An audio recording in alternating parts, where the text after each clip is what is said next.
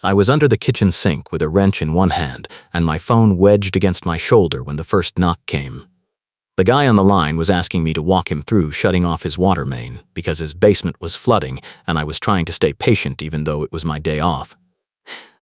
Then the knocking got louder.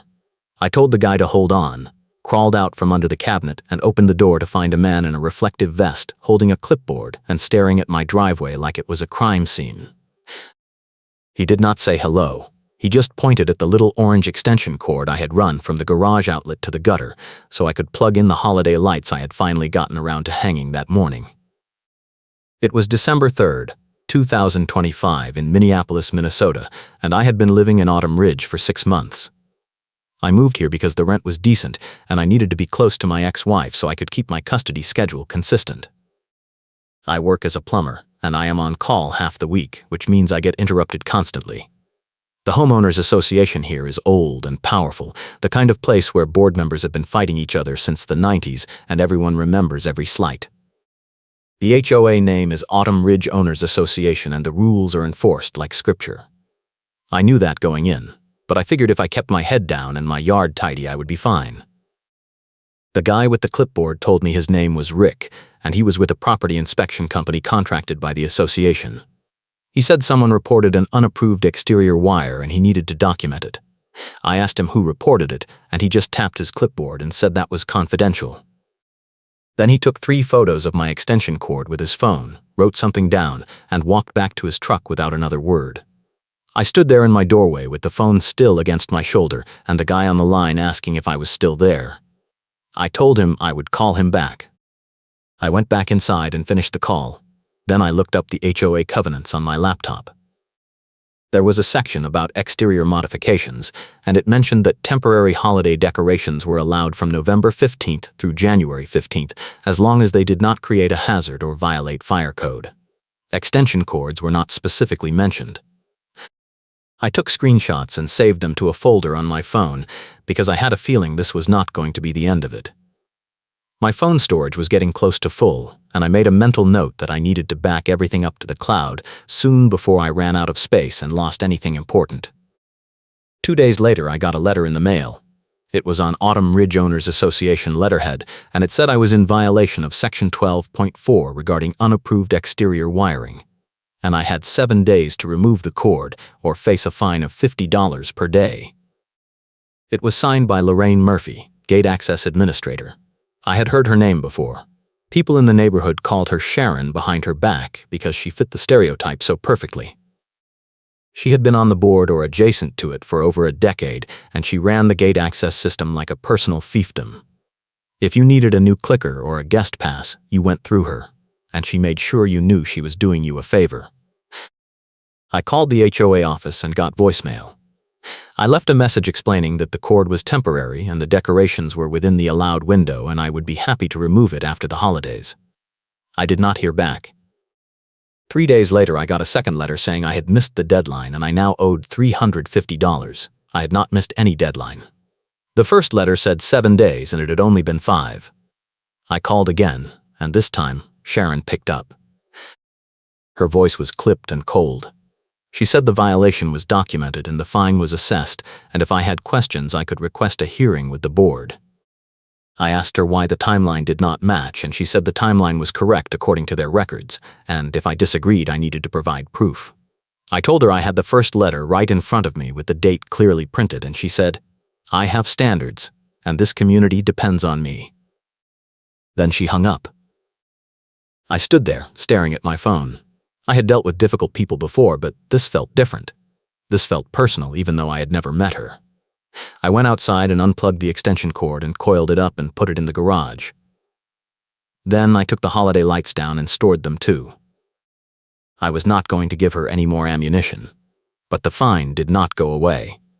A week later, I got another letter saying I now owed $350 plus a late fee of $75, and if I did not pay within 10 days, the HOA would place a lien on my property. I do not own my townhouse. I rent it. But the landlord was listed as the owner of record, and I knew a lien would cause problems for both of us. I called my landlord and explained the situation, and he was furious. He said he had dealt with this HOA before, and they were notorious for drumming up violations to pad their budget. He told me to document everything, and he would back me up if it went to a hearing. Then he said something that stuck with me. He said, "This HOA can ruin you if it wants to." That night I started building a timeline. I took photos of every letter with my phone, and I made a spreadsheet with the dates and the amounts and the discrepancies. The first letter arrived December 5th. It said I had 7 days, which meant the deadline should have been December 12th. But the second letter was dated December 8th and claimed I had already missed the deadline. The math did not add up. I also noticed that none of the letters mentioned a cure period. Minnesota HOA law requires associations to give homeowners a reasonable opportunity to fix a violation before imposing fines. I looked it up, and the statute said 30 days unless the violation was an immediate health or safety hazard. An extension cord for holiday lights was not a hazard. I printed everything and put it in a folder. Then I drove to the HOA office, which was in a small building near the neighborhood entrance next to the clubhouse. There was a bulletin board by the door with a set of frosted photos clipped to it under a plastic cover. The photos showed various violations from around the neighborhood: overgrown hedges, trash cans left out, cars parked on the street overnight. There were no names or addresses, just the photos. But the message was clear. This is what happens when you do not follow the rules. Sharon was inside behind a desk. She was a middle-aged white woman with a gray pixie cut, and she was wearing a burgundy puffer coat even though the office was heated. She had a red knit beanie sitting on the desk next to her keyboard. She looked up when I walked in, and her expression did not change. I introduced myself and said I wanted to discuss the fine, and she cut me off immediately. She said all disputes had to go through the formal hearing process, and I needed to submit a written request. I told her I just wanted to understand why the timeline did not match the letters, and she said the timeline was correct and the violation was clear and the fine stood. I put the folder on her desk and opened it to show her the dates. She glanced at it for maybe 2 seconds and then pushed it back toward me. She said, "I have standards and this community depends on me. If you do not like the way we enforce the rules, you can move." Then she picked up her phone and pretended to take a call even though I did not hear it ring. I took my folder and walked out. That was when I realized this was not about the extension cord. This was about power. Sharon had decided I was a problem and she was going to make an example out of me. I did not know why. Maybe she did not like renters. Maybe she was bored. Maybe she just enjoyed making people squirm. But I knew I could not let this go, because if I rolled over now, she would keep coming. The next day I filed a written request for a hearing. I hand-delivered it to the office, and I made Sharon sign a receipt. She did not say a word. She just scribbled her initials and tossed the paper into a wire basket on her desk. I took a photo of the signed receipt before I left. 2 weeks later, I got a notice scheduling the hearing for January 9th at 7 p.m. in the clubhouse conference room. That gave me just over a month to prepare. I also got another letter. This one said that during a recent inspection, the HOA had discovered damage to a section of common property sidewalk adjacent to my driveway, and they were holding me responsible. The letter included a photo of a cracked slab with some ice buildup in the gap.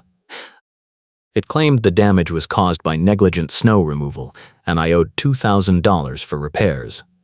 I stared at that letter for a long time. The sidewalk had been cracked when I moved in. I had photos of the front of my townhouse from the day I signed the lease, and you could see the crack in the background. But the HOA was claiming I caused it. I pulled up the old photos on my phone and compared them. The crack was identical. The HOA was lying. I forwarded the photos to my landlord, and he confirmed that the sidewalk had been in that condition when he bought the property 3 years earlier. He said he had reported it to the HOA back then, and they had told him it was low priority, and they would get to it eventually. Now they were trying to stick me with the bill. This was the method. This was how they squeezed people. They would find or invent a violation, refuse to follow proper procedure, and then pile on fees and claims until you either paid or lawyered up. Most people paid because it was easier. I could not afford to pay, and I could not afford to hire an attorney.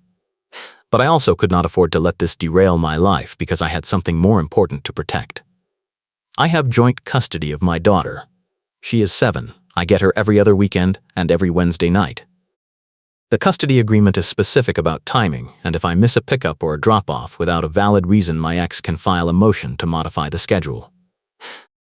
I had already been late twice in the past year because of work emergencies, and the judge had warned me that one more incident could mean supervised visitation only.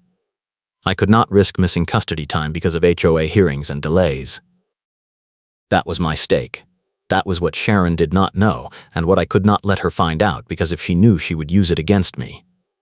So I kept my head down and I kept building my case. I went to the county recorder's office and pulled copies of the HOA covenants and the amendment history. I found out that several of the rules Sharon was enforcing had never been properly voted on by the membership. The covenant required a 2/3 vote of all homeowners to adopt new rules, but the board had been passing rule changes with simple majority votes at sparsely attended meetings. That meant a lot of the recent fines were based on invalid rules. I made copies of everything.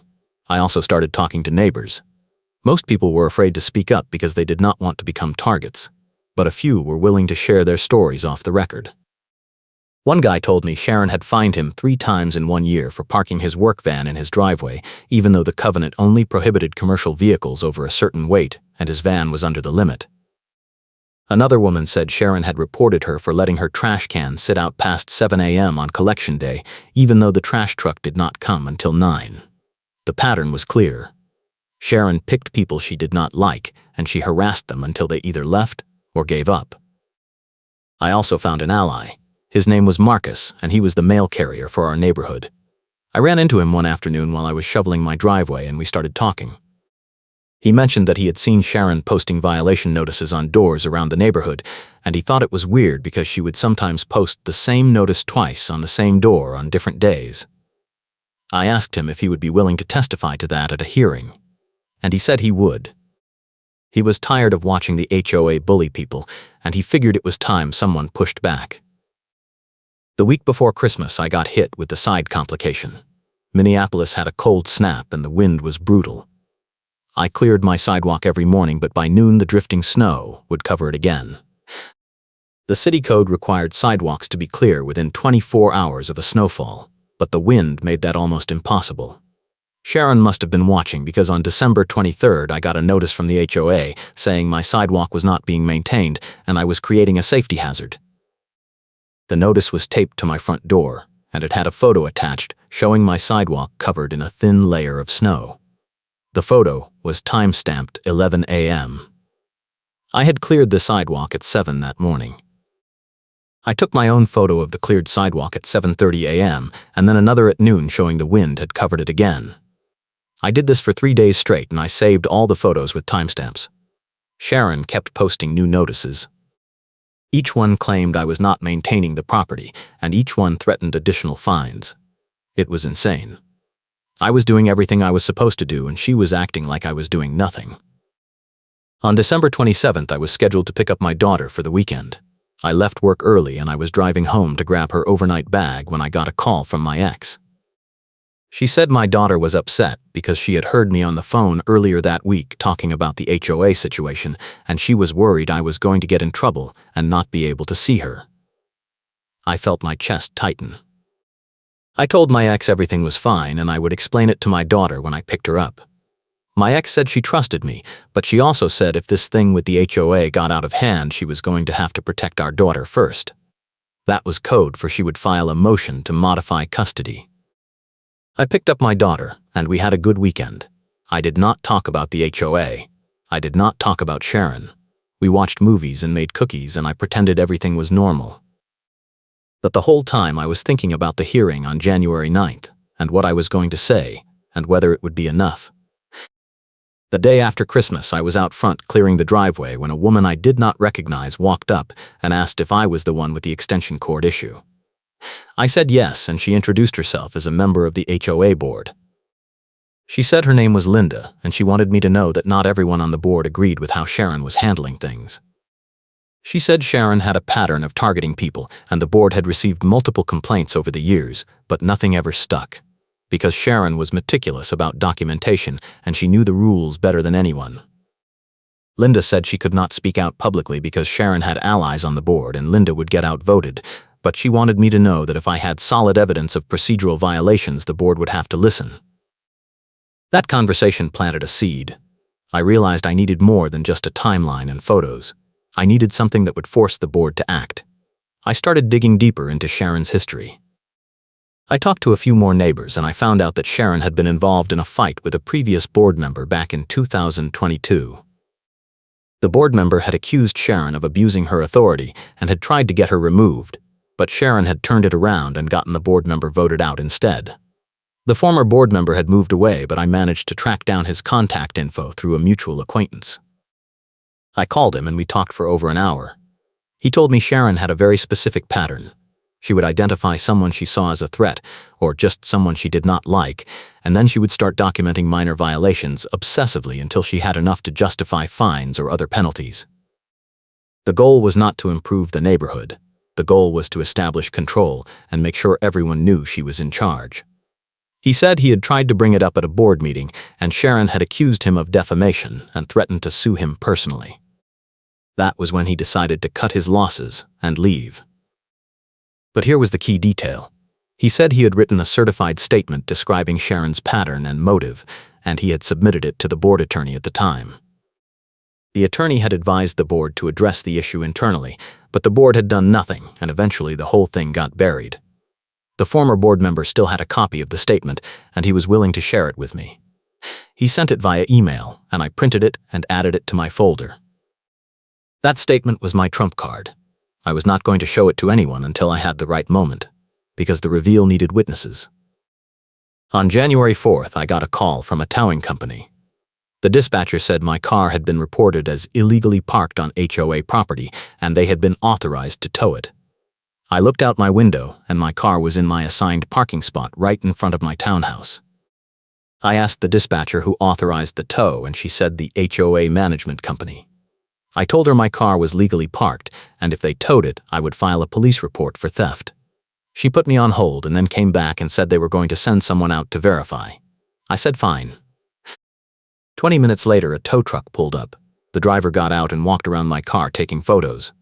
Then he knocked on my door. I opened it, and he said the HOA had reported the car as abandoned because it had not been moved in over 72 hours. I told him I had driven it 2 days ago and I had receipts to prove it. He shrugged and said he was just doing his job and he would report back to dispatch. Then he left. My car stayed put, but the message was clear. Sharon was escalating. 2 days later, I got a notice in the mail scheduling a surprise hearing for January 6th at 10 a.m. The notice said the board had received complaints about my conduct, and they needed to address the matter before the formal hearing on January 9th. The notice said I was required to attend, and failure to appear would result in automatic sanctions. I called my landlord, and he said this was not legal. The covenant required at least 10 days' notice for any hearing. I had received the notice on January 4th for a hearing on January 6th. That was 2 days. I decided to go anyway because I wanted to see what they would try. I also called Marcus the mail carrier and asked if he could come as a witness.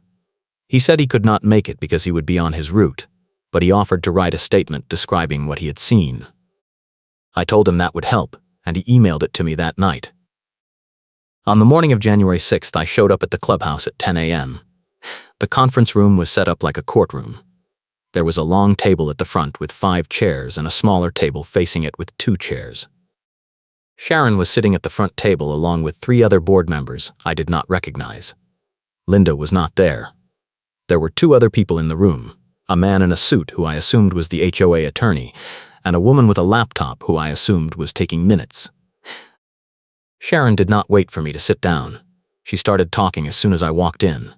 She said the board had received multiple reports that I was harassing HOA staff and interfering with property inspections. She said my behavior was creating a hostile environment and the board was considering a restraining order. I asked her what reports she was talking about, and she said that was confidential. I asked to see the complaints, and she said I was not entitled to them. Then she said I had 5 minutes to explain myself, or the board would vote to impose sanctions immediately. I sat down and I opened my folder. I said I had never harassed anyone, and I had never interfered with any inspection. I said I had been documenting a pattern of procedural violations by the HOA, and I was prepared to present my findings at the formal hearing on January 9th. Sharon cut me off. She said this was not a formal hearing and I was not allowed to present evidence. She said the purpose of this meeting was to determine whether my behavior warranted immediate action. I said that was not how due process worked, and if the board tried to impose sanctions without giving me a chance to respond, I would file a complaint with the state attorney general. The attorney leaned over and whispered something to Sharon. She looked annoyed, but she did not say anything. Then one of the other board members spoke up. He said they had received a complaint from a vendor who claimed I had threatened him. I asked who the vendor was and what I had supposedly said. The board member said the vendor was Rick, the property inspector, and he claimed I had told him I would sue him personally if he did not stop harassing me. I said that was a lie. I had never threatened Rick. I had asked him who reported the violation and he had refused to answer. That was the extent of our conversation. Sharon said Rick was a credible witness, and I was not. She said the board had no choice but to take action. Then she pulled out a pre-printed form and said the board was suspending my access to all common areas including the pool, the gym, and the clubhouse until further notice. She said if I violated the suspension I would be fined $500 per incident. I asked if I was being given a chance to appeal and she said I could appeal at the formal hearing on January 9th. Then she dismissed me. I walked out of that room shaking. I had just been ambushed. They had scheduled a fake hearing with no notice, refused to let me present evidence, and imposed sanctions based on a complaint I could not verify. This was exactly the kind of abuse the former board member had described. Sharon was cutting off my ability to defend myself, and she was doing it in a way that made it look like I was the problem. I went straight to my car and I called my landlord. He said he would contact the HOA attorney directly and demand that the suspension be lifted. He also said I should consider filing a police report because what Sharon was doing was starting to look like harassment. I said I would think about it. Then I drove home and I started working on my presentation for the January 9th hearing.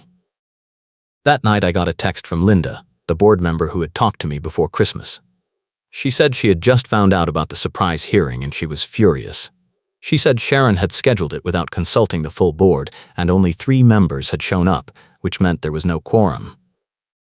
That meant any action taken at the hearing was invalid. Linda said she was going to bring it up at the next board meeting and she would try to get the suspension overturned. I thanked her and I saved the text. On January 7th, I was finishing a job at a house across town when my phone rang. It was my ex. She said she had just gotten a call from someone claiming to be from the Autumn Ridge Owners Association saying there was a problem with my residence and she needed to be aware of it in case it affected our daughter's safety. My ex said the caller would not give details but strongly suggested she consider modifying the custody arrangement until the matter was resolved. I felt my blood pressure spike. Sharon had just tried to weaponize my custody situation. I told my ex the HOA was retaliating against me for challenging improper fines and there was no safety issue. I told her I had documentation and I was scheduled for a hearing in 2 days. My ex said she believed me, but she also said if she got another call like that, she was going to have to take it seriously. I told her I understood and I would keep her updated. Then I hung up and I called the HOA office. Sharon answered. I asked her if she had called my ex, and she said she had no idea what I was talking about. Then she hung up. I knew it was her. I could not prove it, but I knew. That was the moment I decided I was not just going to defend myself at the hearing. I was going to go on the offense. The next day I went back to the county recorder's office and I pulled every amendment to the HOA covenants going back 10 years. I found exactly what I was looking for. In 2023, the board had passed a rule change allowing them to impose fines without a cure period for certain violations. But the vote had happened at a special meeting with only 15 homeowners present. The covenant required 2/3 of all homeowners to approve any amendment, and there were over 200 units in Autumn Ridge. That meant the rule change was invalid. Every fine imposed under that rule was invalid. That included my extension cord fine and the sidewalk damage claim. I made copies and I added them to my folder. I also wrote out a timeline showing every interaction I had had with Sharon, every notice I had received, every inconsistency in the dates and the procedures, and every escalation. The timeline was 5 pages long. I printed it and I highlighted the key points. Then I called Marcus and asked him to come to the hearing as a witness. He said he would be there. On January 9th, I showed up at the clubhouse at 6:45 p.m. The parking lot was almost full. Apparently word had gotten around that there was going to be a showdown and people wanted to watch. I walked into the conference room and it was packed.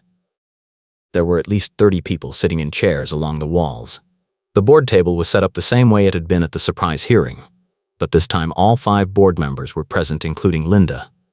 Sharon was in the center seat. She was wearing her burgundy puffer coat and her red knit beanie was sitting on the table in front of her. She looked calm and confident.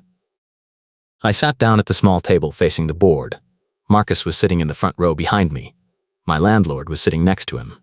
I had not expected my landlord to come, but he had texted me that morning and said he wanted to be there. I put my folder on the table and I waited. Sharon called the meeting to order at 7 p.m. She said the purpose of the hearing was to address multiple violations by me, including unapproved exterior wiring, failure to maintain common property, harassment of HOA staff, and interference with property inspections. She said the board had reviewed the evidence, and they were prepared to impose fines totaling $4,300 plus immediate eviction proceedings if I did not comply. She asked if I had anything to say. I stood up. I said I had a lot to say and I had evidence to back it up. I said I was going to walk through every violation one by one, and I was going to show that the HOA had failed to follow proper procedure in every case. Sharon tried to cut me off, but Linda interrupted her. Linda said I was entitled to present my defense, and the board was required to listen. Sharon looked annoyed, but she sat back and folded her arms. I started with the extension cord. I pulled out the first letter and the second letter, and I showed the board the date discrepancy. I explained that the first letter said I had 7 days, but the second letter claimed I had missed the deadline after only 3 days. I said that was a clear procedural violation. Sharon said the timeline was correct according to their records. I pulled out the certified mail receipt showing the date the first letter was postmarked and the date it was delivered. The math did not lie. The board member next to Sharon leaned over and whispered something to her. Sharon did not respond. I moved on to the sidewalk damage claim. I pulled out the photos I had taken the day I moved in showing the crack already existed. I passed copies to the board, and I explained that my landlord had reported the crack to the HOA 3 years earlier. Sharon said the photos did not prove anything because they could have been taken anywhere. I pulled out the lease agreement with the property address clearly visible, and I pointed out that the mailbox number in the background of the photo matched my unit. Sharon went quiet. Then I pulled out the covenant amendment history. I walked the board through the 2023 rule change, and I showed them the meeting minutes. I explained that the rule change required a 2/3 vote of all homeowners, and the meeting had only 15 people present. I said that meant the rule was invalid and any fines imposed under that rule were invalid. The attorney leaned forward and started flipping through his own copies of the covenants. He looked uncomfortable. Linda spoke up. She said she had not been on the board in 2023 and she was not aware that the rule change had been passed without proper procedure. She asked the attorney if the rule was enforceable. The attorney said he would need to review the matter, but based on what I had presented there was a strong argument that the rule was invalid. Sharon cut him off. She said the rule had been on the books for 2 years and no one had challenged it. I said that did not make it legal. Then I pulled out Marcus's written statement. I read it out loud. Marcus described seeing Sharon post violation notices on multiple occasions, and he specifically described seeing her post the same notice twice on the same door on different days. He also described seeing her take photos of my sidewalk during windy conditions when snow was actively drifting. I said this showed a pattern of targeted harassment. Sharon said Marcus was not a credible witness because he was my friend. I pointed out that Marcus was a federal employee with no reason to lie, and his statement was under penalty of perjury.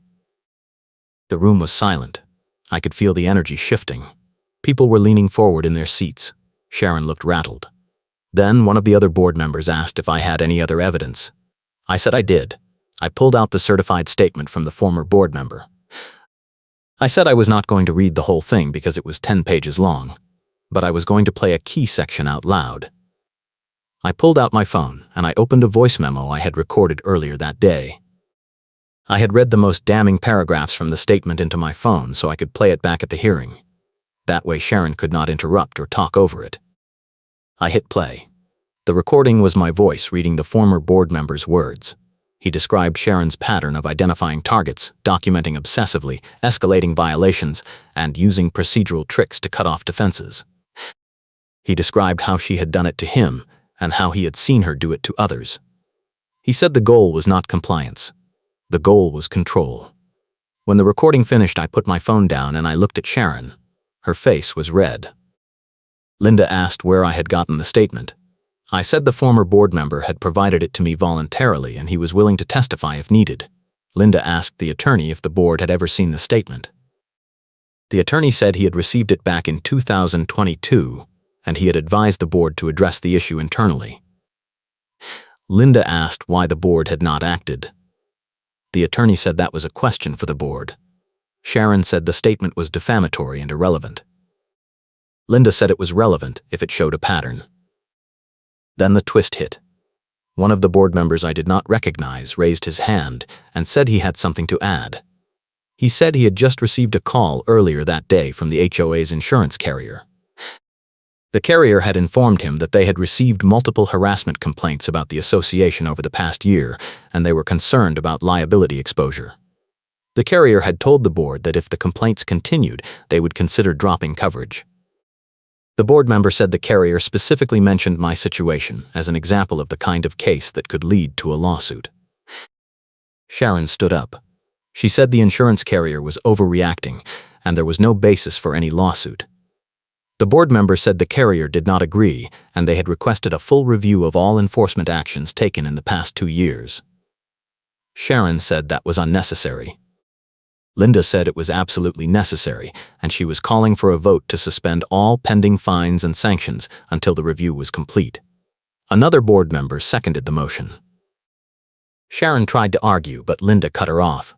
Linda said the board had a fiduciary duty to protect the association, and ignoring the insurance carrier's concerns was a breach of that duty.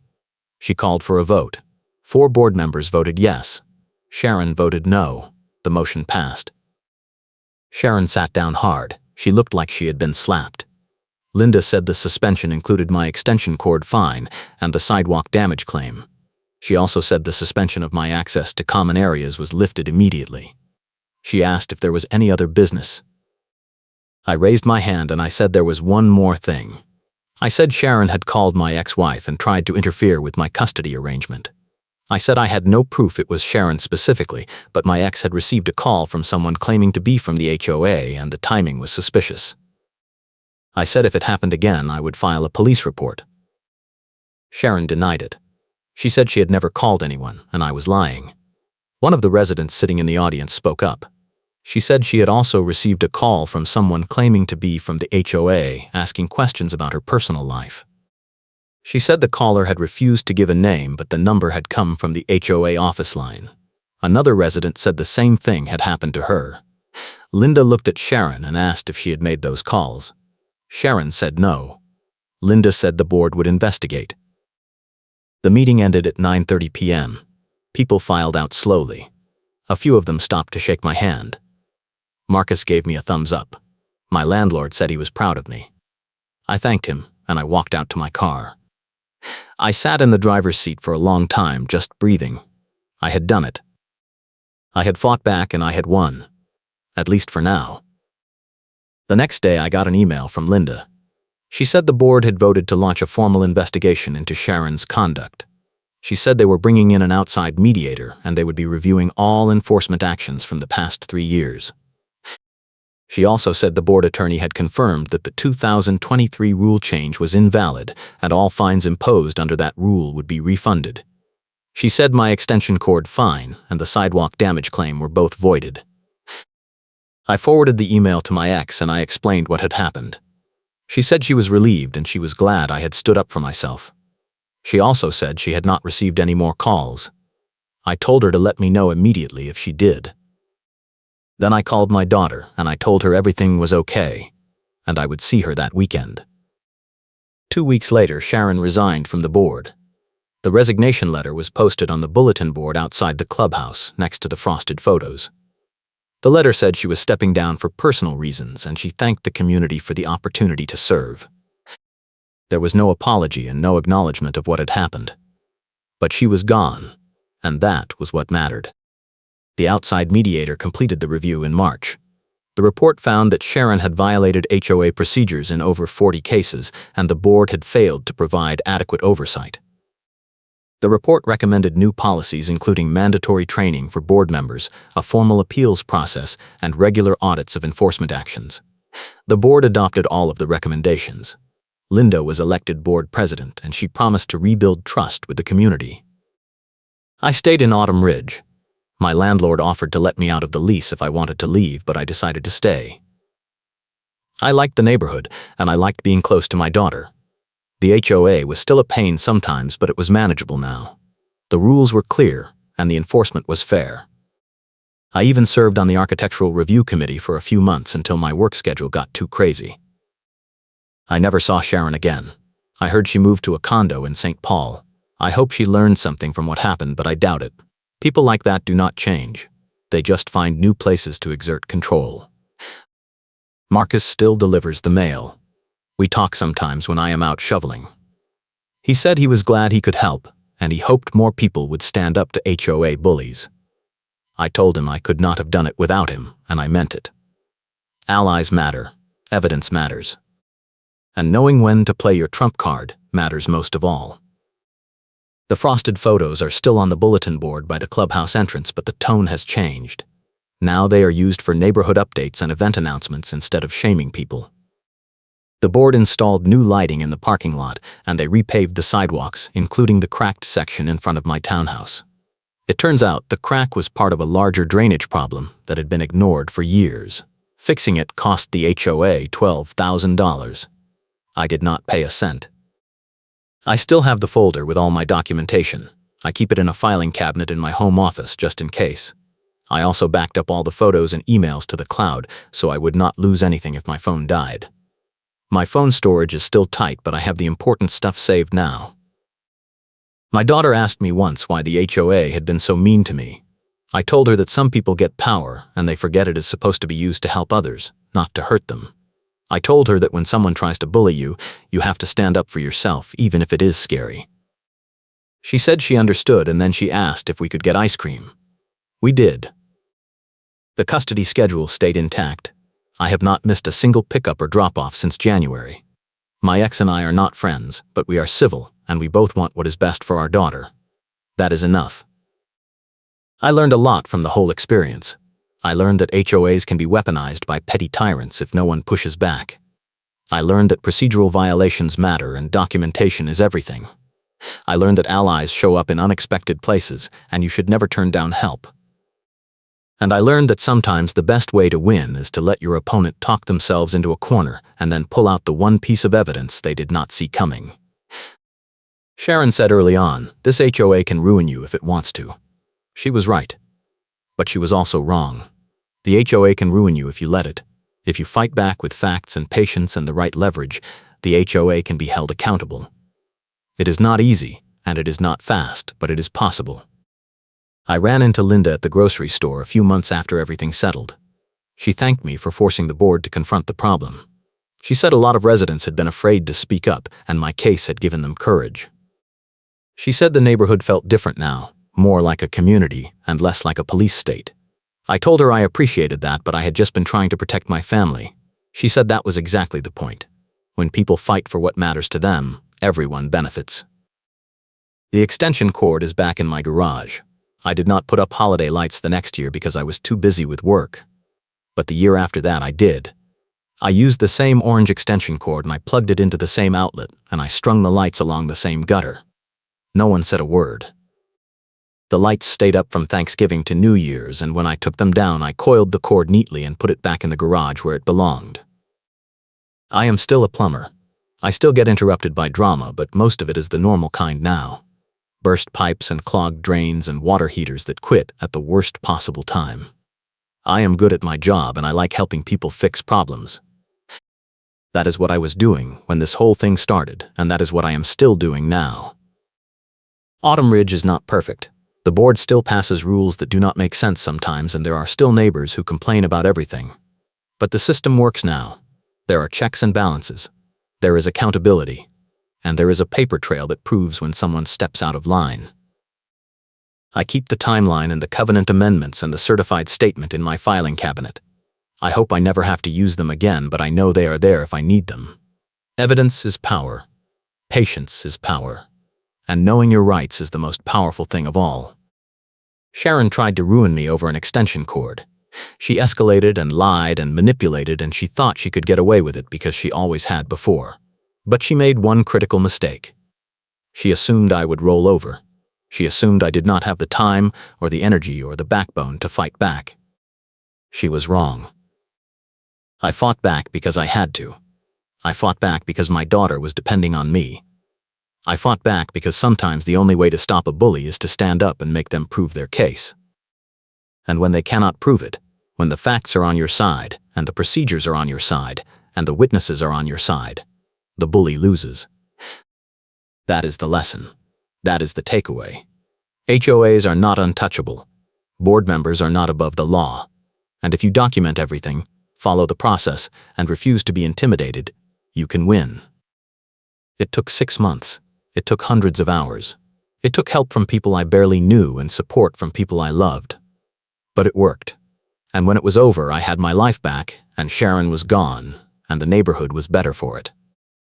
I still live here. I still pay my HOA dues. I still follow the rules. But I also know that if the rules are enforced unfairly, I have the tools to push back. And that makes all the difference. The end.